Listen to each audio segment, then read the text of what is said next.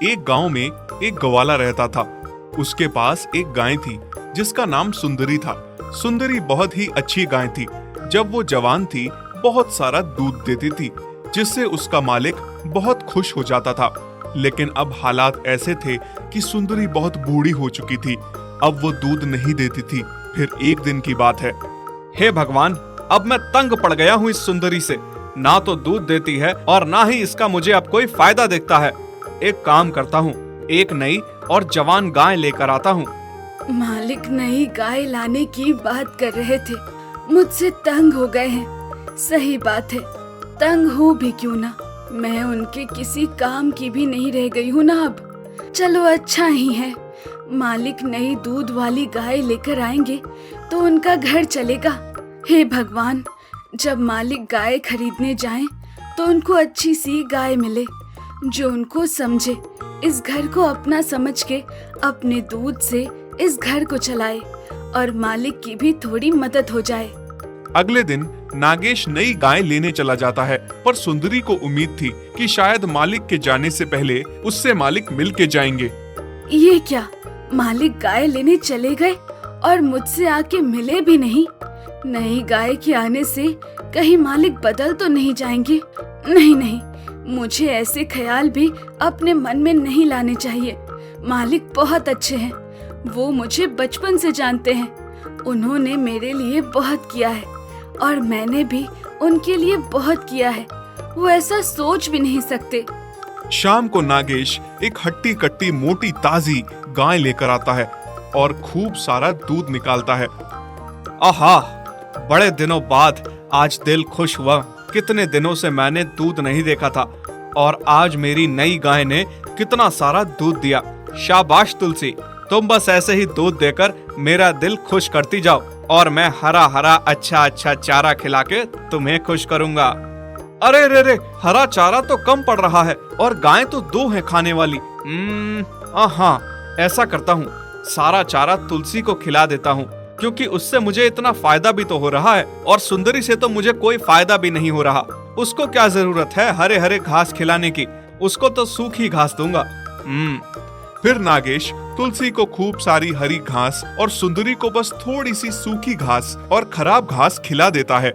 ये ले सुंदरी, अब तो तुझे इसी में गुजारा करना पड़ेगा, थोड़ी और सूखी घास में, क्योंकि मेरे पास इतनी घास नहीं है कि मैं तुम्हें मुफ्त में खिला सकूं। मुझे अब तुलसी को हरी घास खिलानी है, क्योंकि वो दूध देती है, उससे मुझे फायदा होता है और तुमसे मुझे कुछ नहीं मिलता। ये सुन के सुंदरी हैरान थी। उसे अपने कानों पर यकीन नहीं हो रहा था कि मालिक उसके साथ ऐसा कर सकते हैं। वो मालिक की तरफ देखती है और उसकी आंखों से बस आंसू बहते हैं। सुंदरी के गले से उस खराब घास का निवाला ही नहीं जा पा रहा था, क्योंकि मालिक ने पहली बार उसे ऐसी घास खाने को दी थी। मालिक, आप ऐसा कैसे मेरे साथ कर सकते हैं? इतनी थोड़ी सी और खराब घास से मेरा पेट कैसे भर सकता है? मैं तो भूखी रह जाऊंगी। बस फिर उसी दिन से नागेश तुलसी को अच्छी घास और सुंदरी को सड़ी हुई और थोड़ी घास देता है। हे भगवान, मालिक मुझे अब भर पेट खाना तो नहीं देते। हमेशा मेरा पेट खाली रह जाता है। बहुत भूख लगती है मुझसे, जिस वजह से मैं इतनी कमजोर हो गई हूँ। पर भगवान, मुझ पे इतनी रहम करना कि मालिक मुझे घर से निकालने का कभी ना सोचे। मैं कहाँ जाऊंगी? मैंने सारी उम्र इस घर में गुजारी है, बस अब अपना आखिरी दम भी इसी घर में तोड़ना चाहती हूँ। तभी कुछ दिनों बाद की बात है। नागेश सोचने लगता है, क्या करूंगा मैं 2-2 गायों की सेवा करके? तुलसी से तो मुझे इतना सारा दूध मिलता है, सुंदरी से कुछ भी नहीं। जितना समय मैं सुंदरी पे खर्च कर रहा हूँ, अच्छा है उस समय को भी तुलसी पर लगाऊं, उसकी सेवा करूं, ताकि तुलसी और ज्यादा दूध दे और मुझे ज्यादा मुनाफा हो। दूसरी तरफ सुंदरी अच्छे से चारा ना मिलने के कारण बहुत कमजोर हो गई थी। नागेश सुंदरी को बेचने के लिए बहुत सारे ग्राहक देखता है और सोचता है कि चलो जाते जाते सुंदरी से मुझे 4 पैसे मिल जाएं। पर ऐसा था, लोग सुंदरी को कमजोर और बूढ़ी देख के इनकार कर देते थे। उफ, तंग आ गया हूँ मैं इस गाय से। किसी काम की नहीं है, कोई ले भी नहीं रहा इसे। अब मुझसे बर्दाश्त नहीं हो रहा है। नागेश सुंदरी के पास आता है और उससे कहता है, बस बहुत हुआ सुंदरी, मुझसे अब बर्दाश्त नहीं हो रहा। ना ही तुम्हें कोई लेने आ रहा है और ना ही मुझे तुमसे कोई फायदा हो रहा है। तुम्हारी सेवा करके अब मैं अपना समय नहीं गंवाना चाहता और मेरे पास इतनी घास नहीं है तुम्हें खिलाने के लिए। मैं तुम्हें खोल रहा हूँ, तुम चली जाओ। ये सुन के सुंदरी बहुत रोती है। नागेश उसकी रस्सी खोल देता है और उसे घर से निकाल देता है। फिर सुंदरी रोती रोती वहां से निकल जाती है। तभी रास्ते में उसको श्याम नाम का एक लड़का मिलता है। श्याम उसको रोते देख पूछता है, हे गाय, क्यों रो रही हो तुम? सुंदरी रोती रोती उसकी तरफ देखती है और उसकी किसी भी बात का जवाब दिए बिना वहां से चली जाती है। पर श्याम उसे फिर से पीछे से आवाज लगाता है, अरे सुनो तो, मेरी बात का जवाब तो दो। क्या हुआ है? तुम रो क्यों रही हो? बताओ मुझे, शायद मैं कुछ मदद कर सकूं। सुंदरी रुक जाती है और रोते रोते श्याम को सारी बात बताती है। ठीक है, चलो तुम मेरे साथ। श्याम सुंदरी को उसी के मालिक के पास ले आता है और कहता है, सुनो, मुझे तुम्हारी ये गाय चाहिए। क्या तुम मुझे ये गाय बेचोगे? मैं तुम्हें 10,000 रुपए दूंगा। हाँ, पर तुम इस गाय का क्या करोगे? ये तो किसी काम की भी नहीं है। 10,000 में तुम एक अच्छी दूध देने वाली जवान गाय खरीद सकते हो, जिससे तुम्हारा व्यापार अच्छा चल सकता है। इससे तुम्हें क्या फायदा है? और वैसे भी मैंने इसे घर से निकाल दिया है। श्याम गाय के सर पे हाथ फेरते हुए उसे प्यार देता हुआ कहता है, हाँ, मैं जानता हूँ ये गाय अब किसी भी काम की नहीं है, पर तुम क्या जानते हो ये गाय क्या है?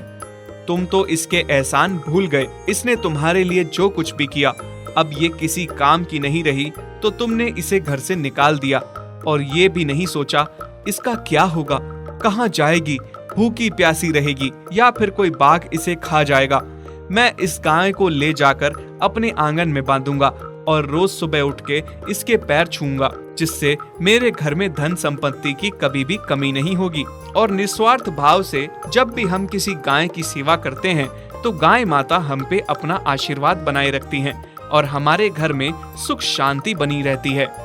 श्याम की ये सारी बातें सुनकर नागेश शर्मिंदा हो जाता है और वो वापस से सुंदरी को अपने घर में रख लेता है। और जैसे जैसे श्याम ने कहा था, ठीक वैसे ही निस्वार्थ भाव से सुंदरी की सेवा करता है। और फिर देखते ही देखते जो सालों से नागेश के खेतों में फसल नहीं बन रही थी, इस साल उसके खेतों में खूब फसल हुई। उसके घर में खूब धन आया, जिसके लिए वो सुंदरी का शुक्रगुजार था। गाय और बैल का प्यार। राम जी के पास एक गाय थी जिसका नाम चांदनी था और एक बैल था जिसका नाम चांद था। चांदनी बहुत जल्द एक बच्चा देने वाली थी। राम जी अपनी गाय और बैल से बहुत ही प्यार करता था। चांदनी और चांद एक दूसरे से बहुत प्यार करते थे। चांद तो मानो पति की तरह चांदनी का ख्याल रखता था। एक दिन राम जी अपनी पत्नी लक्ष्मी से कहता है, लक्ष्मी, ओ लक्ष्मी, अब जल्द ही हमारे भाग खुलने वाले हैं। बहुत जल्द चांदनी को बच्चा होने वाला है। उसके बाद चांदनी खूब सारा दूध देगी। उस दूध को बेचने मैं शहर जाऊंगा। हम खूब सारे पैसे कमाएंगे। हाँ जी, आप सही कह रहे हैं। फिर कुछ दिन बाद चांदनी एक छोटे से बछड़े को जन्म देती है। राम जी और लक्ष्मी बहुत खुश हो जाते हैं।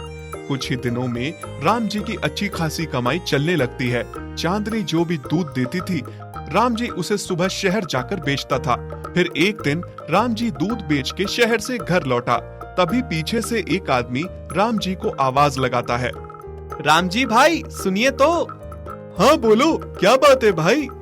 भाई, मैं यहाँ से गुजर रहा था, तभी मेरी नजर तुम्हारे बैल पर पड़ी। तुम्हारा बैल मुझे बहुत अच्छा लगा। मैं बैलों का व्यापारी हूँ।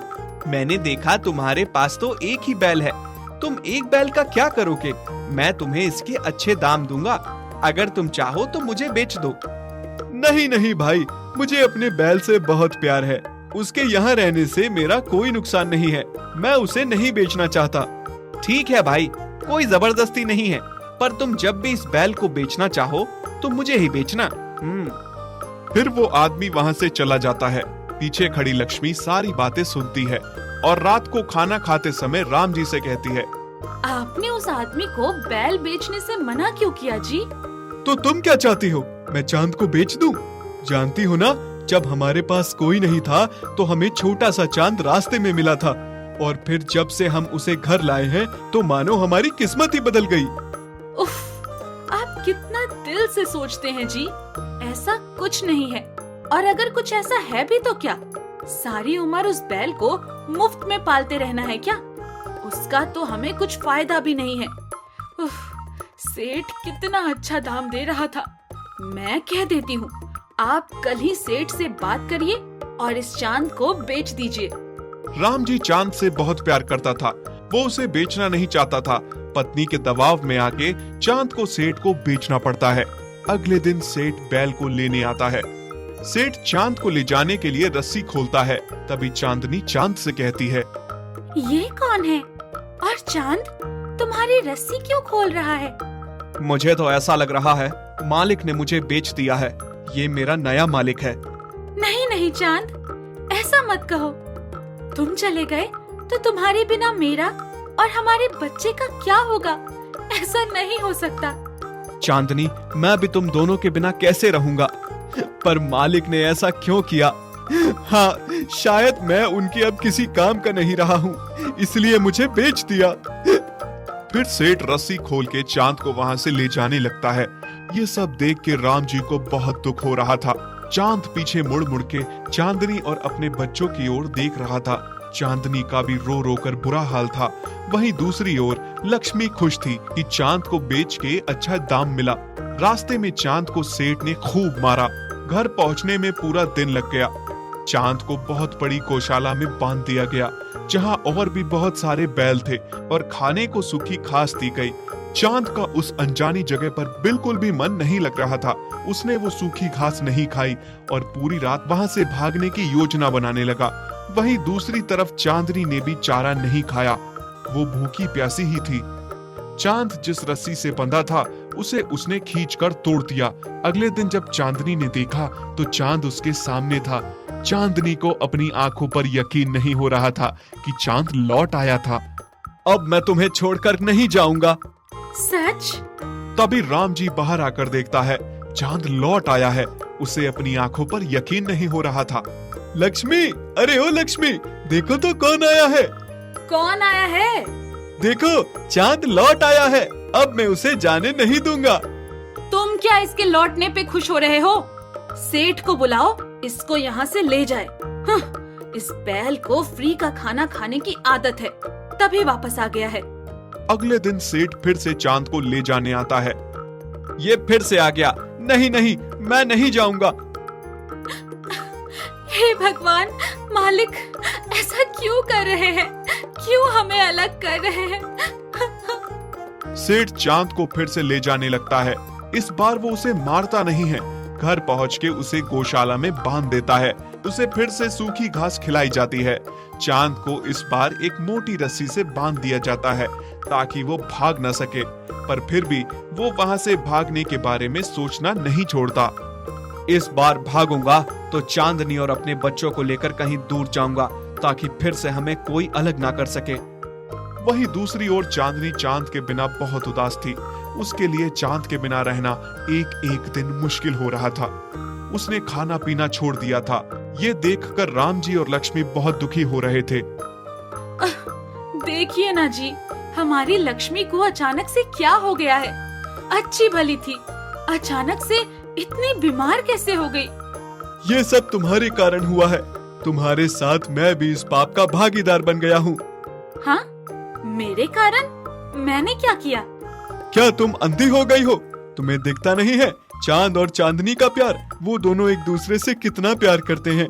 चांदनी का बच्चे का बाप भी चांद ही है। तभी चांद भाग भाग कर अपने परिवार के पास लौट आता है और हमने किसी के परिवार को तोड़ा है। इसका पाप तो हमें जरूर लगेगा। आप सही कह रहे हैं जी, मुझसे बहुत बड़ी भूल हो गई। पैसों के लालच में मैंने ये क्या कर दिया। आप कल ही जाकर सेठ को उसके पैसे वापस कर दीजिए और चांद को घर ले आइए। उधर चांद पूरी रात रस्सी को तोड़ने में लगा रहता है। आखिरकार उसकी मेहनत रंग लाई। वो उस मोटी रस्सी को तोड़ने में कामयाब हो ही जाता है और रात में वहां से भाग जाता है। रात के अंधेरे में वो रास्ता भटक जाता है और चलते चलते बहुत थक जाता है। ऊपर से भूख और प्यास से बहुत बुरा हाल था। फिर चांद को एक जगह हरी घास का खेत दिखता है। चांद उस खेत में घुस जाता है और घास खाने लगता है। तभी कुछ लोग उसे घेर लेते हैं और पकड़ के एक छोटी सी अंधेरी गौशाला में बांध देते हैं। यहाँ पहले से बहुत दुर्बल पड़े हुए डरे जानवर थे।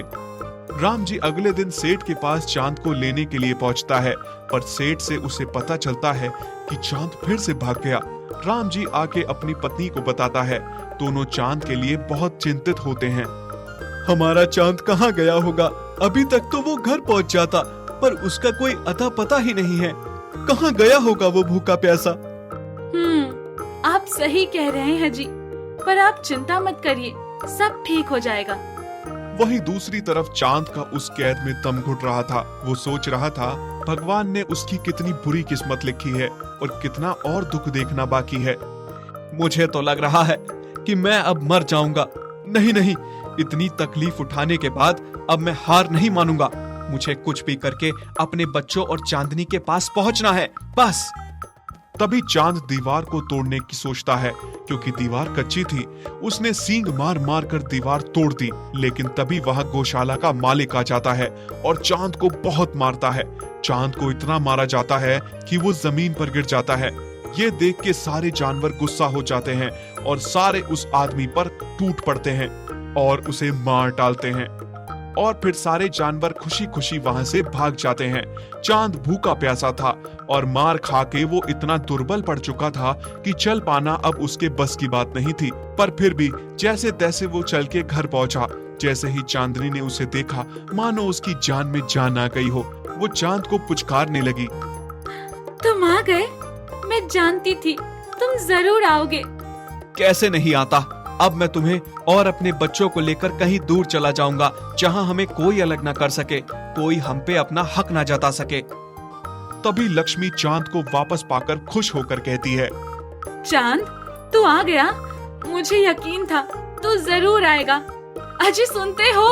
देखो तो कौन आया है। कौन आया है?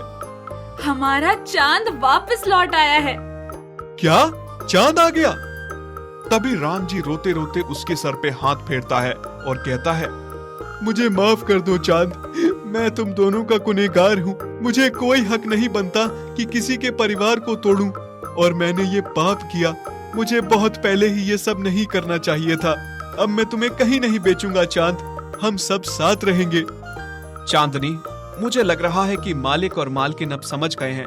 अब वो दोबारा ऐसा नहीं करेंगे। अब हमें भी इनको मौका देना चाहिए। हाँ, तुम सही कह रहे हो।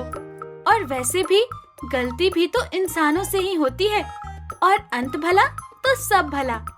और फिर सब खुशी से रहने लगते हैं। यदि आप ऐसी कहानियां और देखना चाहते हैं तो हमारे चैनल को सब्सक्राइब करें और बेल आइकन पर क्लिक करें, ताकि हमारी सारी नई वीडियोस आप सबसे पहले देख सकें।